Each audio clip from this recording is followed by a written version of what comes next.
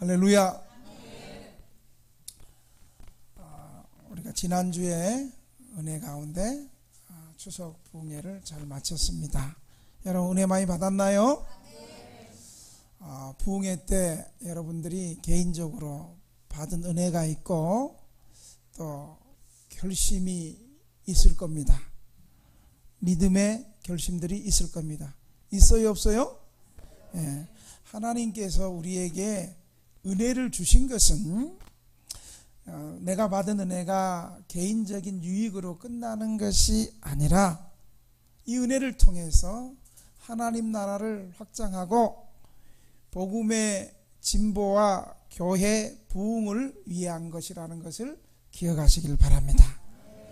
교회가 부흥하고 성장하고 세워질 때 나도 함께 자라고 성장하고 교회와 함께 복을 받기 때문입니다. 오늘 본문은 예수님께서 12 제자를 세우시고 나서 12 제자만으로 복음 증거가 부족하니까, 일꾼이 부족하니까 또다시 70인의 제자를 세워서 예수님이 전도하려 가려는 지역에 이 70인의 제자를 앞서 둘씩 짝지어서 보냈습니다. 특별히 70인은 유대인들에게 상징적인 숫자가 있습니다. 이 70인은 유대인들은 열방의 이방의 숫자를 70인으로 생각했고, 모세가 광야에서 이스라엘 백성들을 이끌어서 인도할 때 너무 백성들이 많아서 모세 혼자서 다 재판하기가 힘들었어요. 그때 하나님께서 모세야 70인을 세워가지고 백성들을 재판하고 감독하는 일을 그렇게 너를 돕게 해라. 그럴 때 70명이 세워진 거예요. 그리고 성령의 기름 부음이 임할 때 모세와 함께 70인에게도 성령의 역사가 임했던 것을 볼 수 있습니다. 예수님께서 12 제자를 세우시고 파송하는 것은 유대인을 향한 전도라면 70인은 이방인들을 향한, 열방을 향한 예수님의 선교 전도 계획이라는 것을 우리가 알 수 있습니다. 예수님께서 이 70인을 파송하고 전도하면서 몇 가지로 말씀하고 있어요. 첫째로 예수님께서 추수할 것은 많은데 일꾼이 부족하니까 전도하러 가는 사람들에게 추수할 일꾼을 보내달라고 오늘 본문 2절에 요청하고 있어요.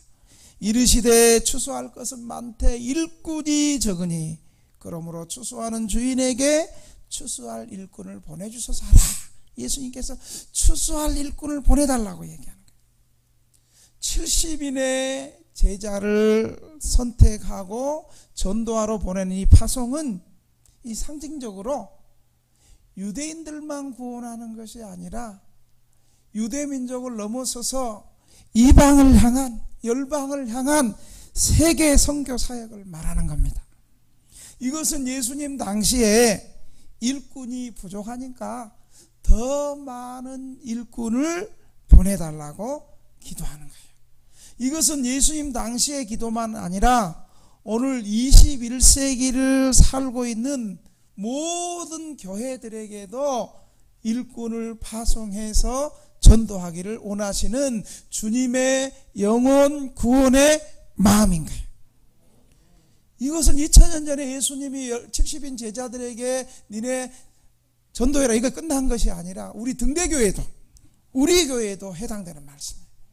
우리가 부흥회 때 은혜 받고 구원받고, 야, 하나님이 나를 이렇게 사랑하시고 나 같은 죄인을 이처럼 기다려주시고 내가 흠이 많고 허물이 많아도 하나님의 사랑으로 여기까지 세우셨는데 이 은혜를 받았으면 우리가 여기서 끝나는 것이 아니라 지금 여러분 우리 쪽방촌에, 우리 지역에 그리고 이 지역에 예수님을 모르는 사람이 얼마나 많습니까? 오늘 우리 등대교회 성도들에게도 부흥회 때 은혜 받고 너 혼자 구원받는 거로 끝나지 말고 내가 너를 참고 오래 참고 은혜 줘서 구원해 준 것처럼 아직 나의 은혜를 모르고 주님의 사랑을 모르고 주님의 구원을 은혜를 모르는 사람들에게 이제 우리가 70인의 제자가 돼서 우리가 전도하고 주님 알지 못하는 사람에게 담대히 입을 열어서 구원을 선포하고 그래야 되는 거예요. 그래서 예수님은 너희들에게 일꾼이 부족하니 추수할 것은 많은데 일꾼이 부족하니까 추수할 일꾼을 보내달라고 해라. 나 혼자 구원받는 것으로 끝나고 머물러 있는 것이 아니라 나를 구원하신 이 큰 은혜를 구원받지 못하고 예수님 알지 못하는 사람들에게 증거해라. 우리에게 하나님이 직장을 주시고 일할 수 있는 현장을 주시는 것은 우리가 예수 안 믿는 사람들처럼 단순히 우리가 돈 벌고 잘 먹고 잘 사는 것으로 끝나는 것이 아니라 우리의 직장을 통해서 내가 있는 곳을 통해서 예수 그리스도를 전하고 복음을 전하고 구원의 백성들을 전도하기 위한 일터임을 여러분 기억하시길 바랍니다. 그래서 우리는 추수할 일꾼이 되어야 되는 거예요. 교회는 세 가지 종류가 있어요. 교회 일꾼만 있으면 얼마나 좋겠어요? 잘 들어보세요. 여러분 어디에 해당하는가? 교회에 신실하게 일하는 일꾼만 있으면 얼마나 좋겠어요? 그런데 교회에는 일꾼만 있는 것이 아니라 일하지 않고 구경하는 구경꾼도 있고요. 또 구경만 하고 일 안 하고 가만히 있으면 좋을 건데 열심히 일하는 사람들을 방해하는 방해꾼도 있어. 이 세 사람의 부류가 어떤가 한번 볼까요? 일꾼은 어떤 사람이 일꾼인가? 교회가 직분을 주고 집사를 세우고 직분을 주는 건 명예직이에요? 열심히 일하는 봉사직이에요? 계급이에요? 이름 없이 빚도 없이 일하는 봉사직이에요? 갈수록 목소리가 어떻게 작아지면서 옛날에는 일은 안 해도 알기는 잘했는데 이거 알기는 것도 잘 모르는 것 같아요. 여러분 일꾼은 명예직이 아니에요. 교회에서 일꾼을 세우는 건 계급도 아니에요. 어떤 사람은 옛날에 서리집사 세우니까 와 집사 땄다 뭐 이런 사람이 있어. 근데 일을 안 해. 이 사람이 집사 따기 위해서 11월 달부터 열심히 교회 안 하던 교회 청소하고 막 열심히 하고 11월 12월 달 열심히 하더라고. 왜 열심히 해요? 이제 1월 첫 주에 서리집사 세우니까 그때 잘하려고 열심히. 그때 전화하면 신방도 따라다니고 그러는데 집사 딱 따고 나서는 전화하면 신방도 안 가고 뭐 일 좀 하자면 허리 아프다 그러고 열심히 일을 해야지 아픈 허리도 낫죠. 평생 허리 아프다 일 안 하는 사람은 맨날 아프고 그렇게 그 자리에 살아요. 일꾼은 어떤 사람인가? 일꾼의 자세는 충성과 겸손함으로 신실하게 일하는 사람이 교회 일꾼이에요. 그런데 일을 하되 1월 1일 날 딱 서리집사 세워주면 한 3개월 일하고 끝나는 것이 아니라 처음부터 끝까지 변함없이 교회를 섬기고 헌신하는 사람이 일꾼인 겁니다. 겸손과 충성으로. 일을 아무리 열심히 해도 겸손하지 않으면 그 꽝이에요. 열심히 충성과 겸손함으로 교회를 섬기고 믿음이 약한 사람을 세워주고 조는 것들을 깨우고 11밖에 깨워야 되거든. 조는 것들도 뒤에서 존다고 머리카락이 확 잡고 이러면 안 돼. 겸손하게 안 창피하게 부끄러움을 느끼지 않도록 그렇게 맨 먼저 이렇게 신실하게 섬긴 사람들은 집사님 참 너무 열심히 교회를 섬기고 너무 저희들이 부끄럽고 도전이 됩니다. 그러면 이런 사람들은 어떻게 말하는 줄 아세요? 아닙니다. 나는 한 것이 없습니다. 더 많이 섬기지 못해서 죄송합니다. 나는 부족합니다. 이 모든 것이 주의 은혜입니다. 주께서 은혜 주셨습니다.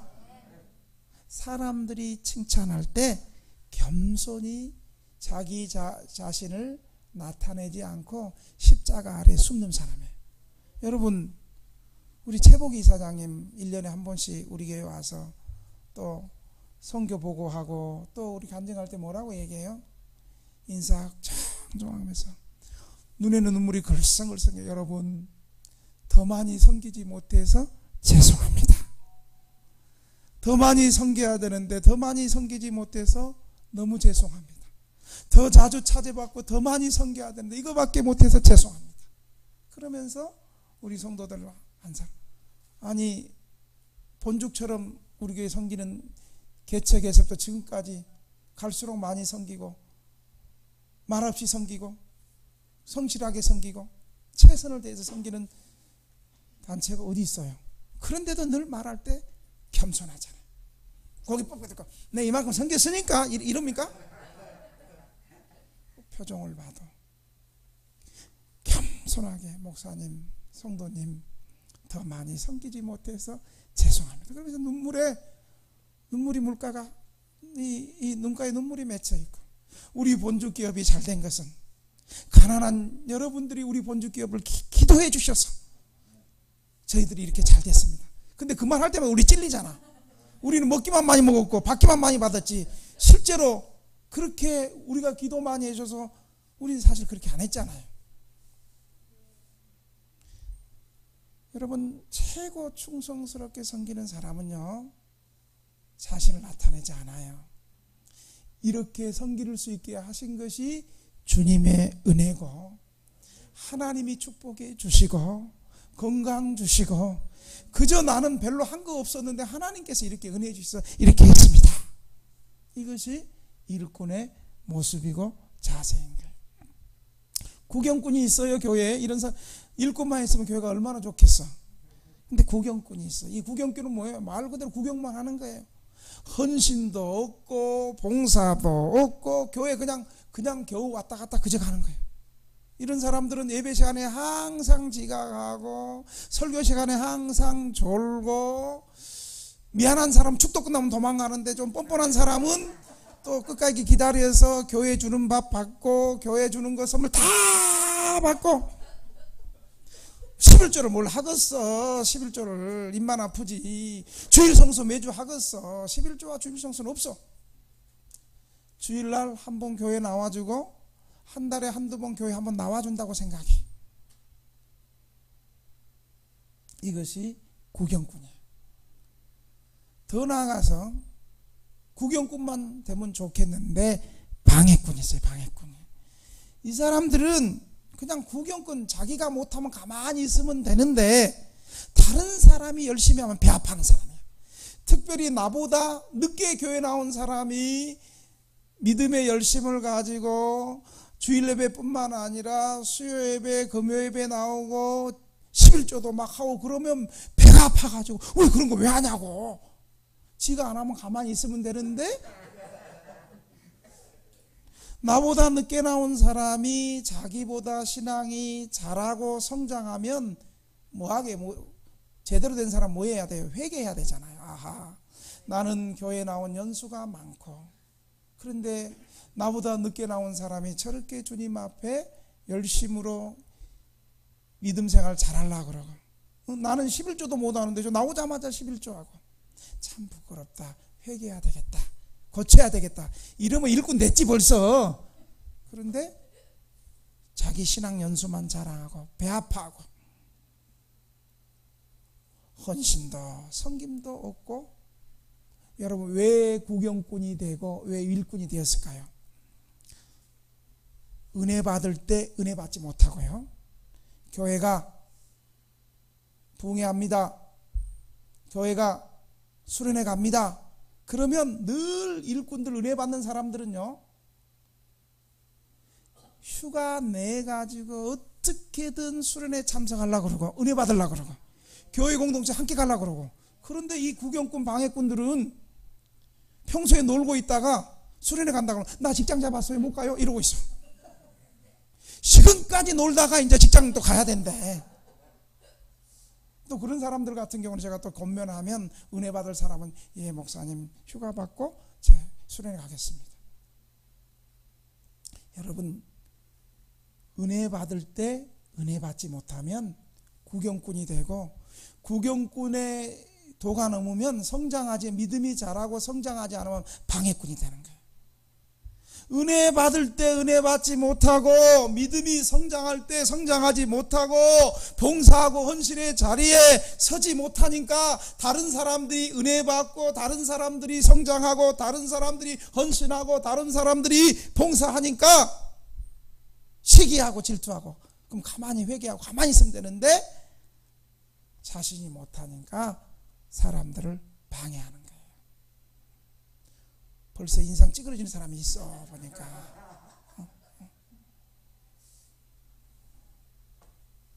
또 웃으면서 하는데도 표정 관리 잘하세요. 나는 표정만 보지만 주님은 속마음까지 다 봐. 사랑하신 여러분, 여러분은 어떤 사람입니까? 교회 신실한 일꾼입니까? 구경꾼입니까? 방해꾼입니까? 일꾼은 일꾼이라고 말도 안 해. 겸손과 충성으로. 우리는 어떤 사람이 되어야 합니까? 은혜 받을 때 은혜 받지 못하면 교회 아무리 오래 나와도 전도 한 사람 못하고, 전도는 무슨 전도요? 다른 사람 믿음 잘하는 거 막지나 말지. 여러분, 우리는 어떤 사람이 되어야 될까요? 한때 주님을 모를 때 예수 믿는 사람들을 박해하고 핍박했다가 주님을 만나 180도의 전도자 인생을 살았던 사도 바울이 말년에 이렇게 고백합니다. 디모데전서 1장 12절에 보면, 우리 주께 내가 감사함은 나를 충성되게 여겨 내게 직분을 맡기심이니. 바울은 자기 같은 꼴통이고, 자기 같은 죄인이고, 자기 같은 악한 죄인이고, 나 같은 사람은 교회를 박해하고 성도들을 핍박하고 죽이는 자리에 섰기 때문에 나는 도저히 구원받을 자격이 없을 뿐만 아니라 교회 일꾼 될 전도자의 자격도 없는데 주님께서 나를 충성되게 여겨서 일꾼 삼아 주셨다고 말합니다. 그리고 고린도전서 4장 1절에 뭐라고 했냐면, 이 충성되게 부르신 일꾼의 자세는 맡은 자에 구할 것은 충성이다. 여러분, 이제 은혜 받았으니까 구경꾼의 자리에 있는 사람은 일꾼의 자리로 가시기를 바랍니다. 방해꾼의 자리에 있는 사람들은 일꾼의 자리로 가시기 바랍니다. 일꾼의 자리에 있는 사람은 더 겸손하게, 더 충성스럽게 여러분 섬길 수 있는 우리 등대교회 성도들이 되시기를 주님의 이름으로 축원합니다. 두 번째로 예수님께서 70인의 제자들에게 평안을 선포하라고 5절에 말하고 있어요. 5절에 보니까 어느 집에 들어가든지 먼저 말하되 이 집이 평안할지어다 하라. 만일 평안을 받을 사람이 거기 있으면 너희의 평안이 그에게 머물 것이요 그렇지 않으면 너희에게 돌아오리라. 여러분, 사람이 아무리 배부르고 기름진 음식 먹고 좋은 집에 살고 돈이 많고 높은 자리에 있어도 마음이 편치 못하고 걱정이 있고 근심거리가 있으면 뼈가 살고 늘 일이 제대로 안 돼요. 제가 쪽방 사람들에게, 노숙자들에게 전도할 때, 여러분 이제 여기까지 왔으니까 우리 겸손하게 예수님 믿읍시다. 우리 등대교회 나오세요. 예수님이 여러분 포기하지 않고 예수님 여러분 사랑합니다.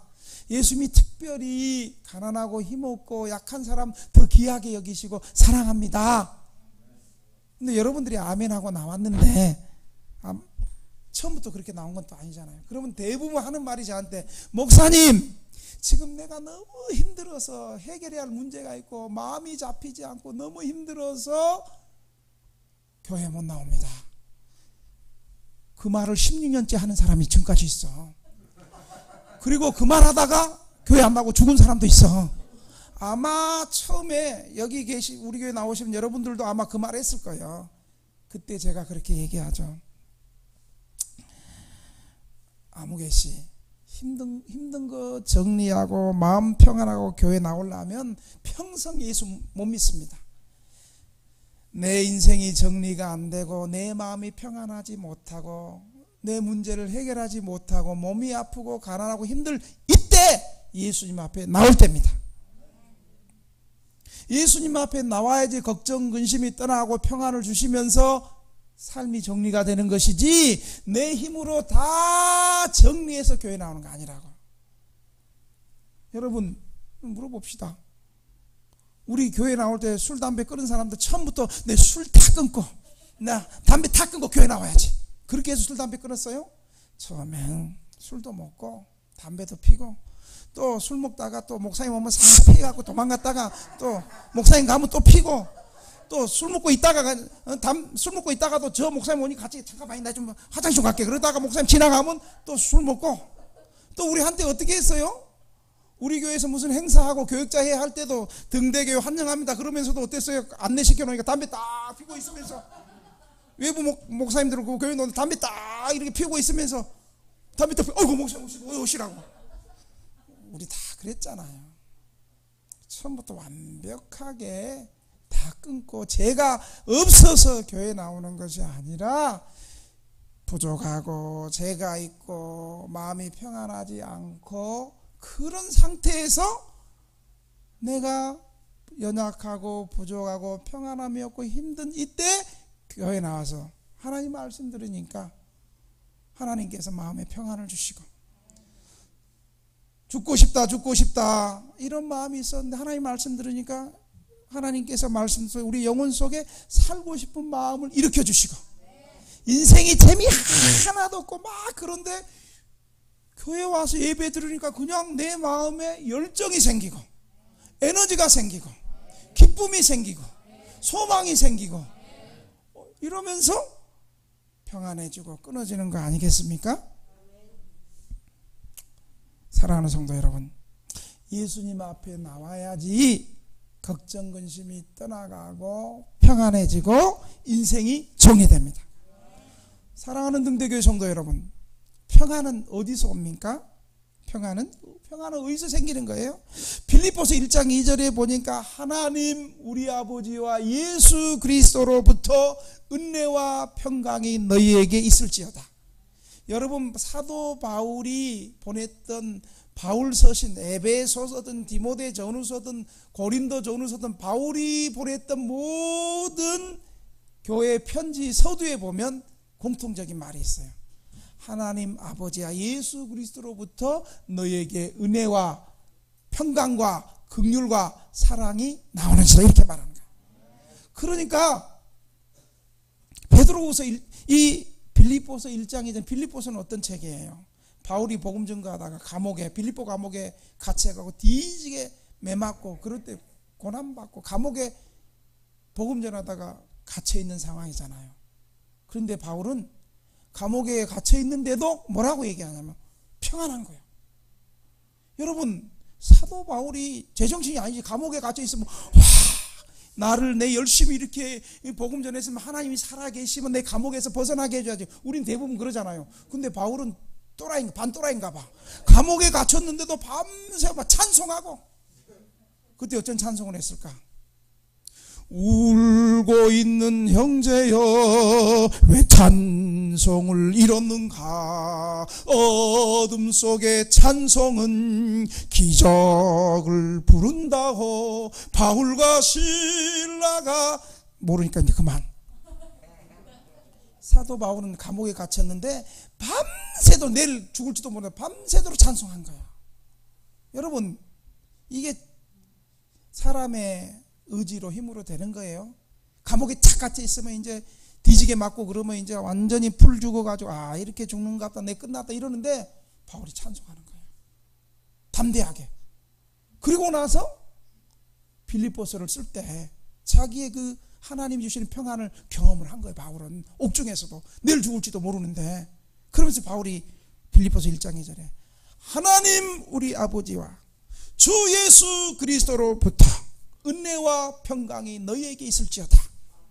감옥에 갇혀있는 바울이 옥 밖에 있는 자유로운 성도들에게, 자기는 감옥에 갇혀있는데 너희들 불안하지? 나는 감옥에 있지만 하나님 아버지와 예수 그리스도를 통해서 나는 평안해. 아멘 안 하잖아 여러분은. 뒷북치는 아멘 하잖아.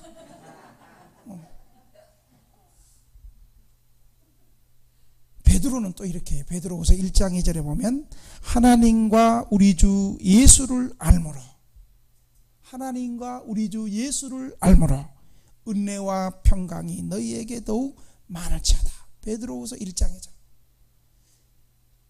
기독교를 대표할 수 있는 바울과 베드로가 참된 평안에 대해서 얘기하는데, 참된 평안은 돈 있을 때, 높은 자리에 있을 때, 먹을 것 많을 때, 잘 될 때가 평안이 아니라 하나님 아버지와 예수 그리스도를 통해서 평안을 주신다고 말하고 있습니다.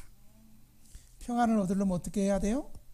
평안의 근원 되시는 하나님과 예수 그리스도 앞에 나올 때 우리에게 평안을 주시는 줄 믿으시기 바랍니다.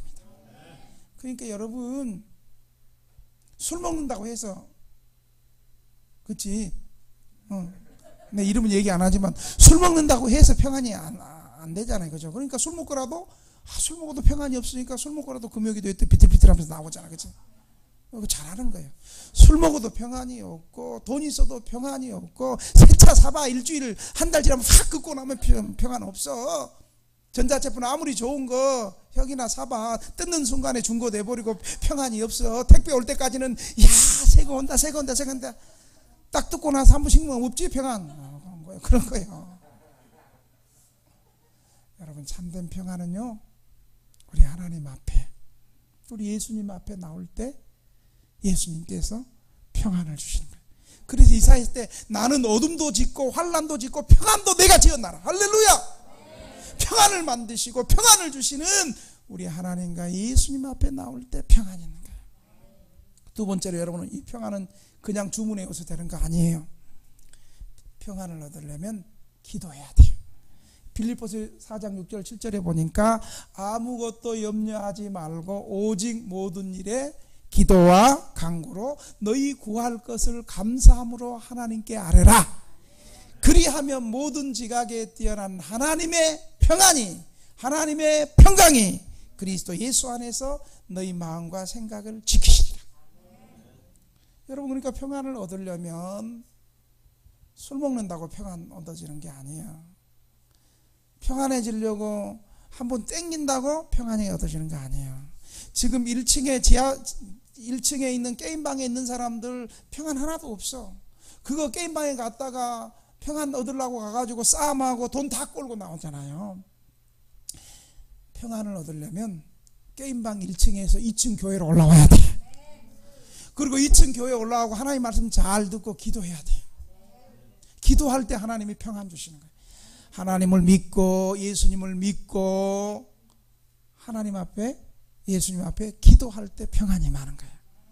제가 이번 수련회 갈 때 수련회를 위해서 한 3일 수련회 무사히 잘 갔다 오고, 수련회 때 하나님께서 새벽 저녁에 수련회 또 부흥회 할 때 하나님께서 은혜 달라고 한 주간 기도원에 올라갔어. 한 3일 금식하는데, 그때 3일 금식하는데요, 그때부터 4차 대란 코로나가, 아니 금식하러 올라갔는데 코로나 확산세 좀 줄여달라고 올라갔는데 딱 금식하는 날 첫날 딱 보니까 1100명씩 생기는 거예요. 1100명씩.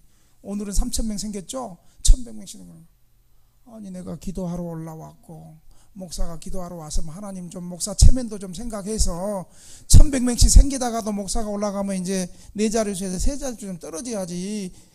그러면서 나도 갑자기 두려움이 확 오는 거예요. 야, 이거 올해 수련회는 하기 힘든가 보다. 그런데 아니야. 내가 기도원에 올라왔는데 이런 상황이 있을 줄 알고 하나님 또 내 마음을 감동시켜서 기도원에 올려보냈어. 혼자 예배당에 올라가가지고 금식하면서 또 기도하는 게 얼마나 힘들어요. 올라가서 예배 다 끝나고 혼자 오후에 또 예배당 성전에 올라가가지고 막 기도하고, 그리고 거기서 하나님 말씀을 보는데 마태복음 6장 26절 말씀이 내 마음에 확 하고, 찾지마 듣기만 해. 지금 쓰는 사람들이 다 보는 거 아니에요. 그냥 잘 들어. 내 설교 쓰는 사람이 또 가서 복습하는 거 한 번도 못 봤어. 마가복음 6장 26절에 보니까 공중의 새를 보라, 심지도 않고 거두지도 않고 창고에 모아들이지도 아니하되 너희 하늘 아버지께서 기르시나니 너희는 이것들보다 귀하지 않으냐. 너희는 무엇을 먹을까 무엇을 마실까 아무것도 염려하지 마라. 이 말씀이 가슴에 확 꼽히는 거예요. 그래, 수련회 코로나든 기로나든 눈으로 나든 너희 수련회 간다. 하나님께서 지켜주신다. 그리고 1년에 한 번 하는 행사, 코로나 때문에 벌금이 들어와서 네가 수련회 안 가면 되겠느냐. 벌금 내면 된다.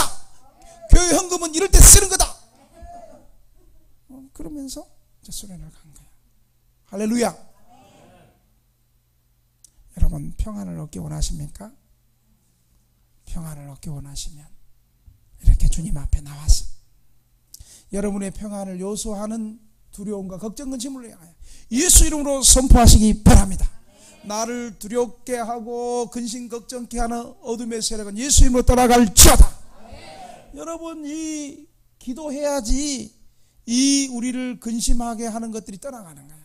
첫째, 기도를 안 하면 그냥 두려움이 확 움직여요. 여러분, 어떤 상황에 계십니까? 무엇이 여러분을 두렵게 합니까? 여러분을 불편하게 하고 근심케 하고 걱정케 하고 여러분의 평안을 방해하는 요소가 무엇입니까?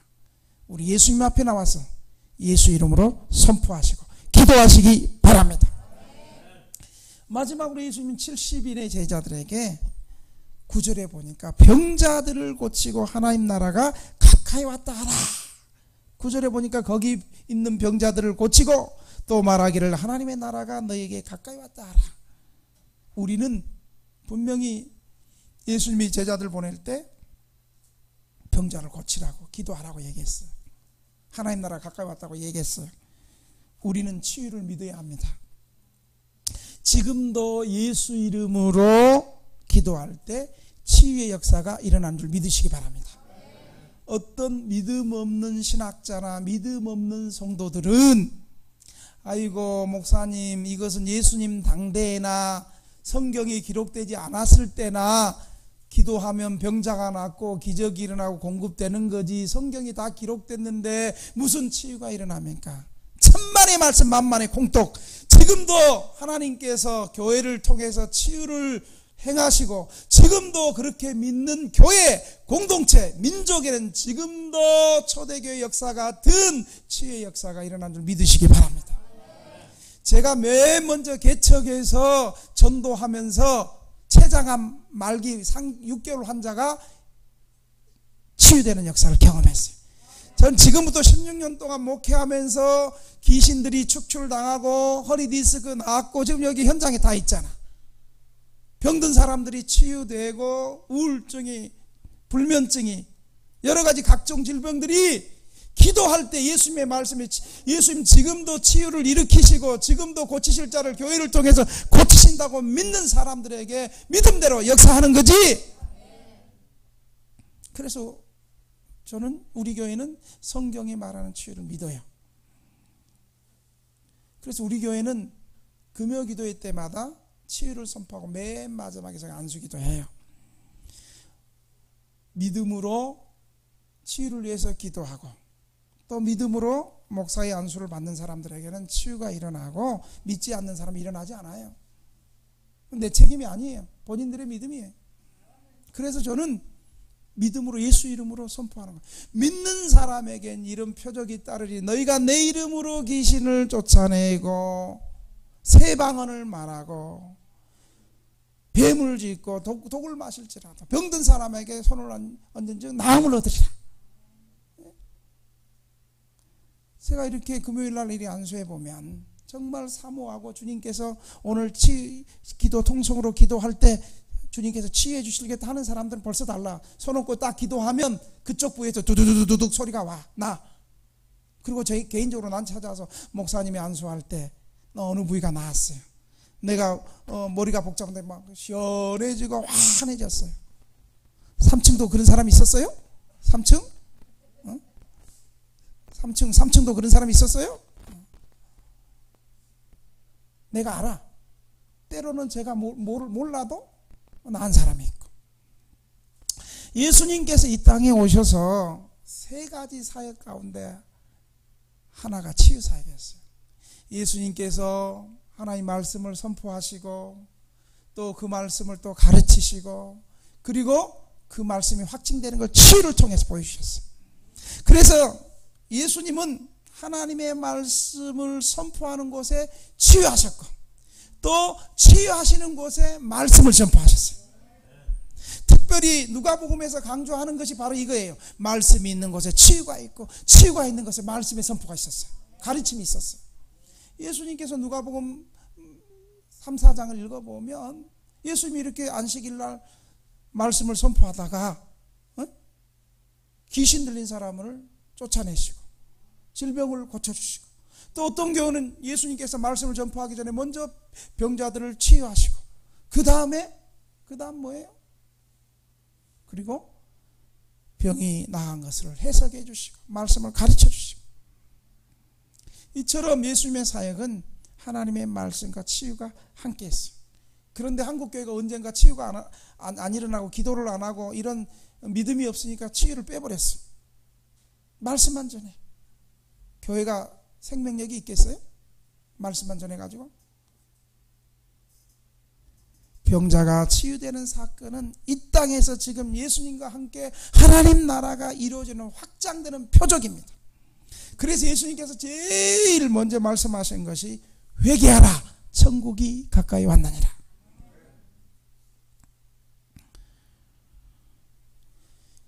요한복음 14장 2절 3절에 보면 내 아버지 집에 거할 곳이 많도다.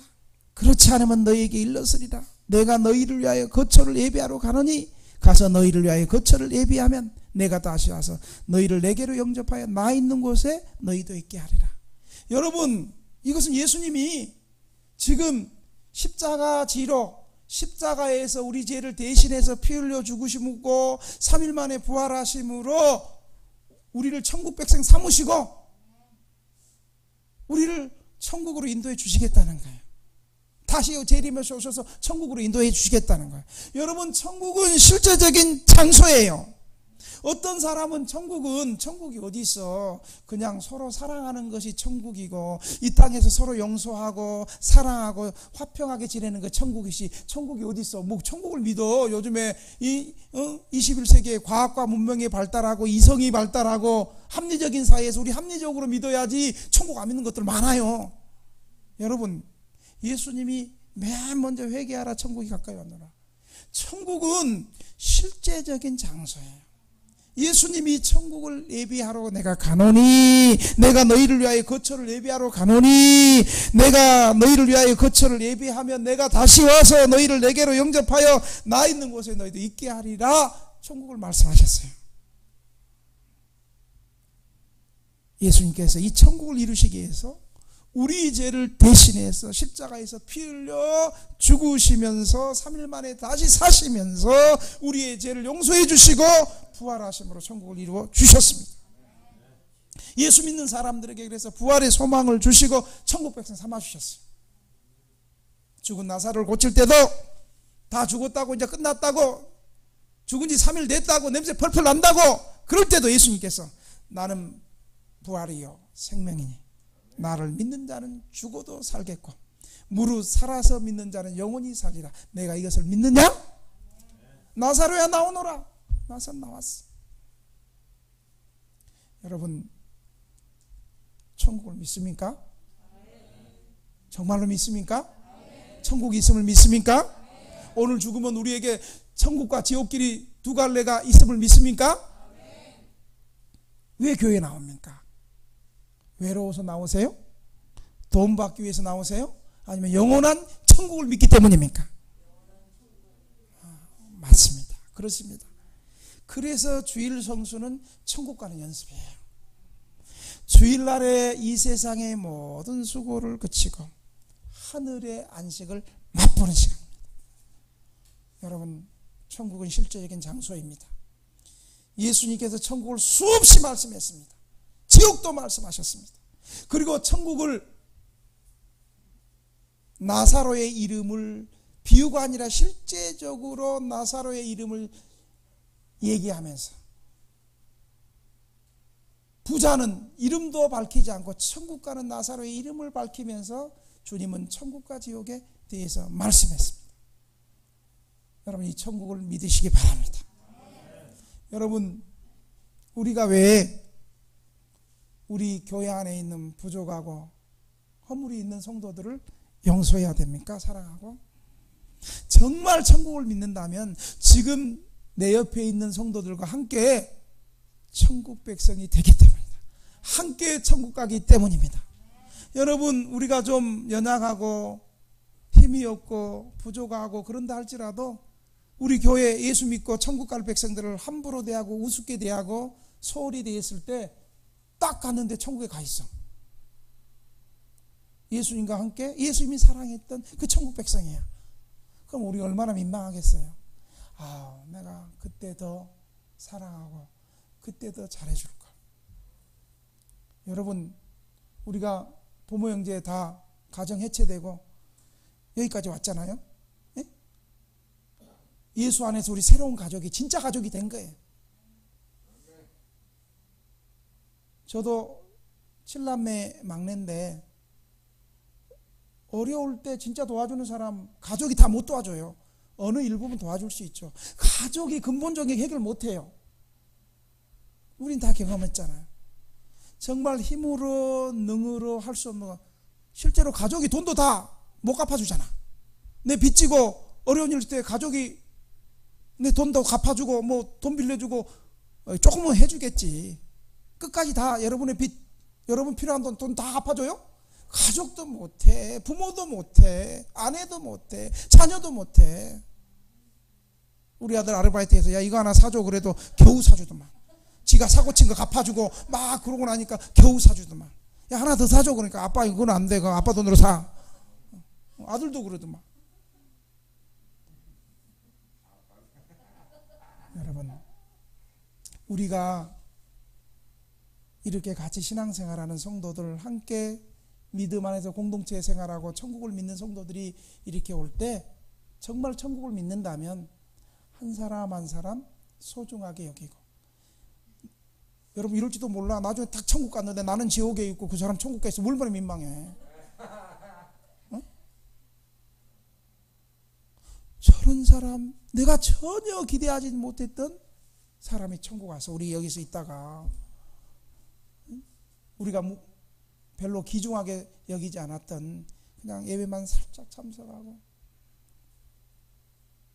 저 사람 천국 가겠나 싶었는데 천국에 와 있어. 그때 여러분 어떡하겠어요? 아, 저분 귀한 일을 천국 백성이란다.